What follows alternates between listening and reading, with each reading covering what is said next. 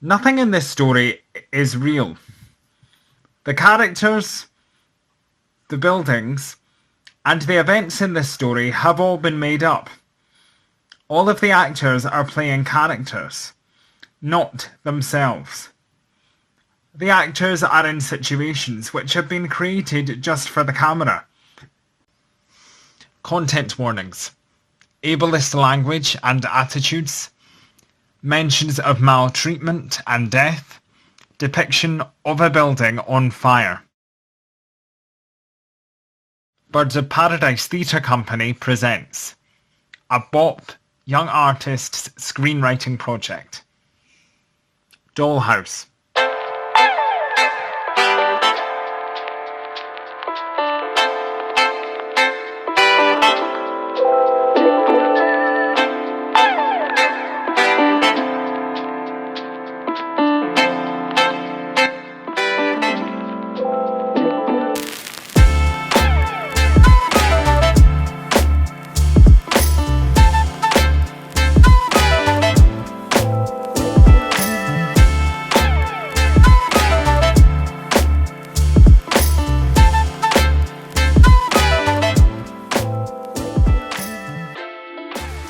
Good afternoon, ladies and gentlemen, boys and girls, and welcome to the tour of the Dollhouse.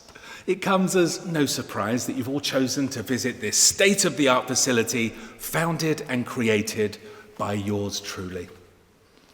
We all know that in the past, people with special needs have often been judged as, well, disposable. But we're a long way from all that barbarism. They're all very special to me and deserve their place here in the Dollhouse, which is, of course, a home as well as a house. We're all one big happy family. But like all families, we have our problems. We're a bit strapped for cash, one might say. These floorboards could do with some sanding. This building could do with a lick of paint. New ceilings, less rats, but the treatments required by my residents can be very expensive indeed. On our tour, I'll be showing you the real lives you'll be helping with your donations, potential donations. There's no obligation to donate, apart from the moral obligation you have to help those less fortunate than ourselves. Donations can be made online via our website, the Sarah Complex. That's the name of the charity set up in memory of my dear departed sister. She's the reason we're all here anyway. Anyway, we'll visit each story in turn to see what our intriguing residents are up to and give you a taste of what life is really like in our Dollhouse.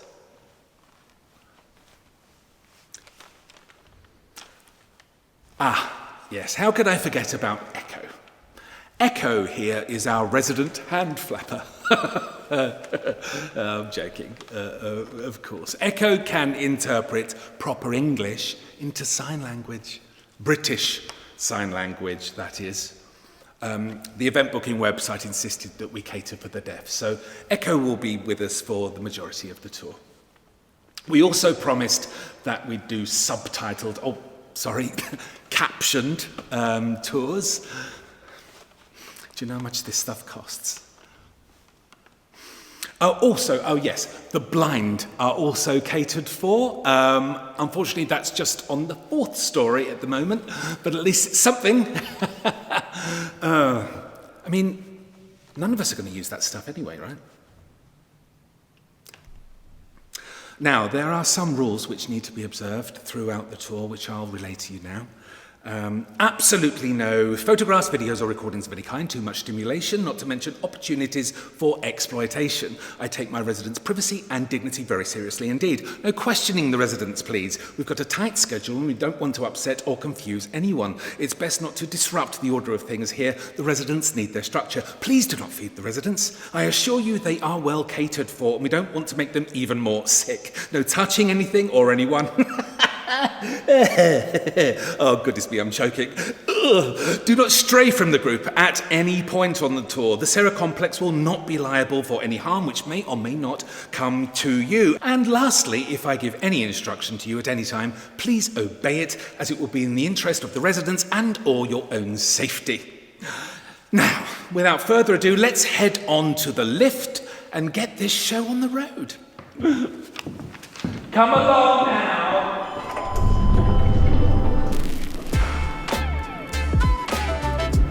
Lift going up.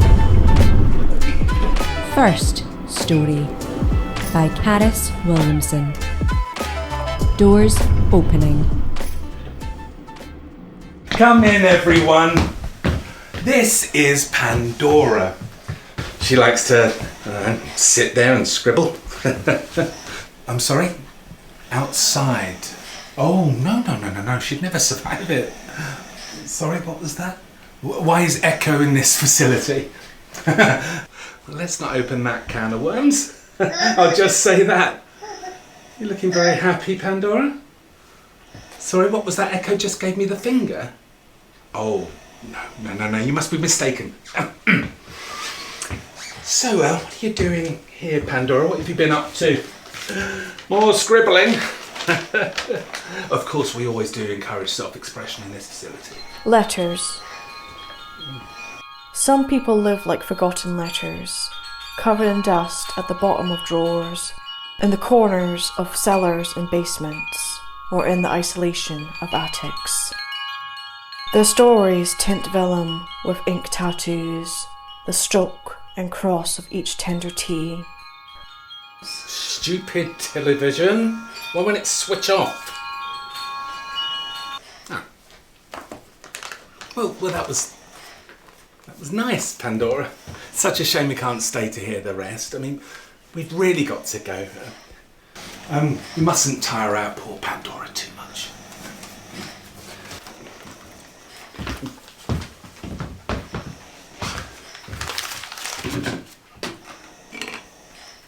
Pandora,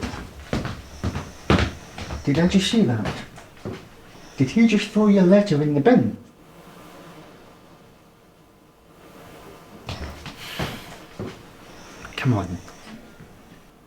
Come on, you better keep up.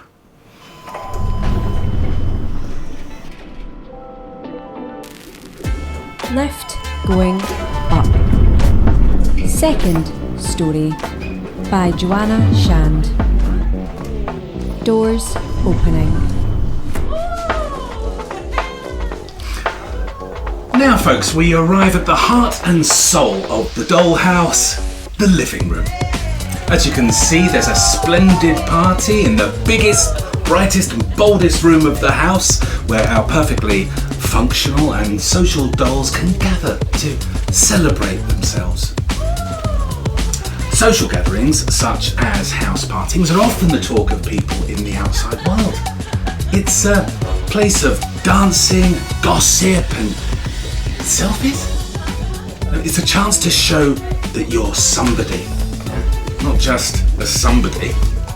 A far worse fate is to be labelled a nobody, an outsider.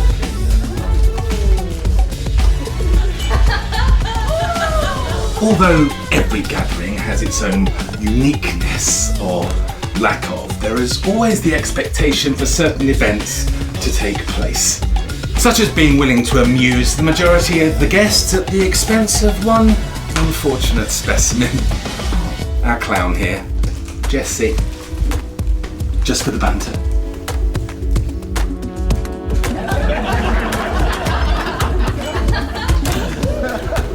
Oh well, the show must go on. People must be entertained. Well, there's plenty of food and drink to go. No, don't eat it. It's not real. None of this is real. Well, except Jessie. You know, they're real. Actually, now that Jessie's gone, can we just stop this? I mean, stop the lights, stop the music.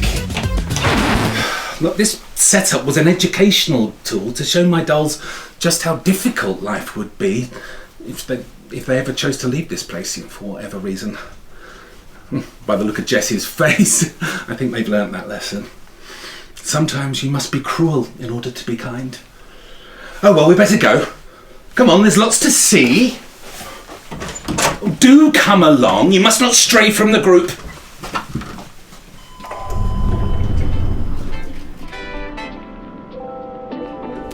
Lift going up. Third story by Gavin Ure. Doors opening. Are we all here? Lovely. It's a bit of a tight squeeze, I'm afraid. But it's nice and private. That's the way Stephen likes it. He's, Oh, hang on a moment. Am I talking about Stephen? You can't even see him, sorry. 1 minute. There we go. No need to be bashful, Stephen. He's not much of a looker, is he? Bless him. Anyway, as I was saying, Stephen likes to come in here after a hard day. Well, not so much of a hard day, really. I mean, doesn't really do much, really, does he? He's in a wheelchair, for goodness sake. Still, it's not for us to judge, is it? Anyway, as I say, what I like most of all is a nice, long, relaxing bath. But you know what's even better? Some nice, relaxing music. Here we go. There you are, Stephen, my lad. There you go. Now take in a nice deep breath.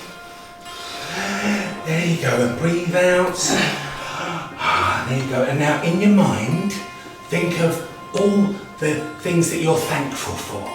Like, for example, I am thankful for you and all the other dolls. I'm lucky to be able to help you all, and I'm grateful, for creating the dollhouse. Now you go. There you go. Be grateful. Be thankful. There you go. You're so lucky, Stephen. You're so lucky for this bath, for your lovely room, for the dollhouse, the caretaker. It's me. You're so lucky. And you're so lucky I can help you. You're so lucky I can fix you. I can fix you, Stephen. I can fix you. There we go. There we go. Stephen looks nice and relaxed now. So let's go quietly. I'm so sorry, Stephen.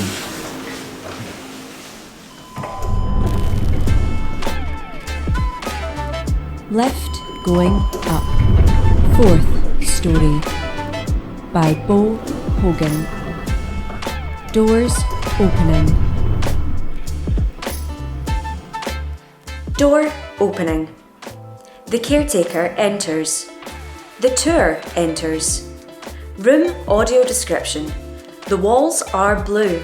The floor is wood. The only objects in the room are Tea Time Tess, wearing a pink 1950s dress and sunglasses, a tea set and tea towel on a table, and 2 chairs on either side of the table. Tea Time Tess sits on one of the chairs, and the other across from her is empty. There is a screen showing someone signing everything that is said. Tea Time Tess is holding a teacup. She lifts it to her mouth, then back down to the table, then back up to her mouth in a continuous, never-ending motion. The caretaker walks over to Tea Time Tess. This is an original Tea Time Tess from 1958, almost fully restored. She was a faulty model, mostly because of her eyes, among other things. They're broken, completely useless.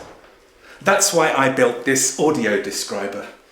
It isn't fair for the poor thing to have no idea what's going on around her. The caretaker takes a hairbrush out of his pocket and starts brushing Tea Time Tess's hair.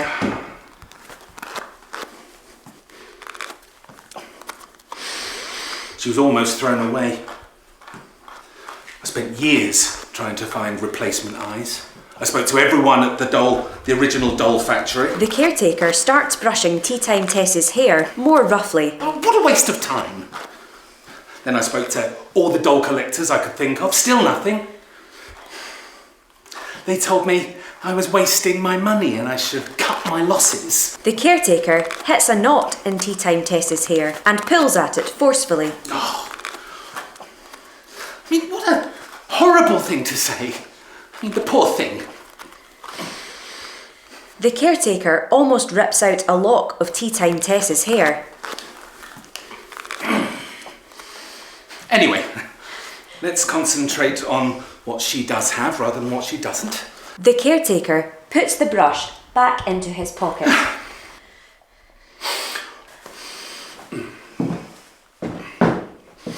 As you can see, Tea Time Tess has full motion in her right arm, which means she can now drink her tea.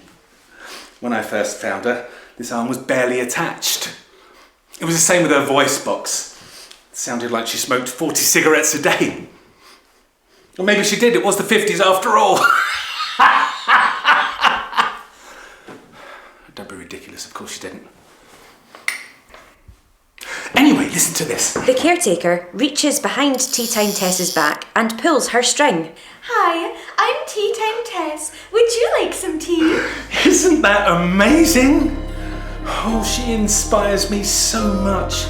But if she can come from being worthy of being thrown away to the doll she is now, just imagine what I can do to the others. The caretaker cups Tea Time Tess's chin.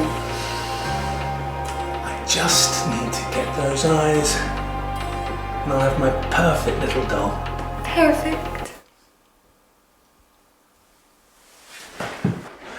Anyway, that's the end of the tour, folks. I'll collect what I expect to be sizable donations on the ground floor. The caretaker moves hurriedly towards the door. The tour follows him. The caretaker exits. The tour exits. Door closing.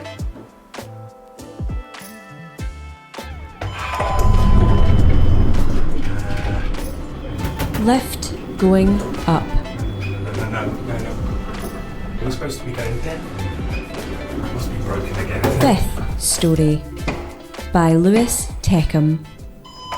Doors opening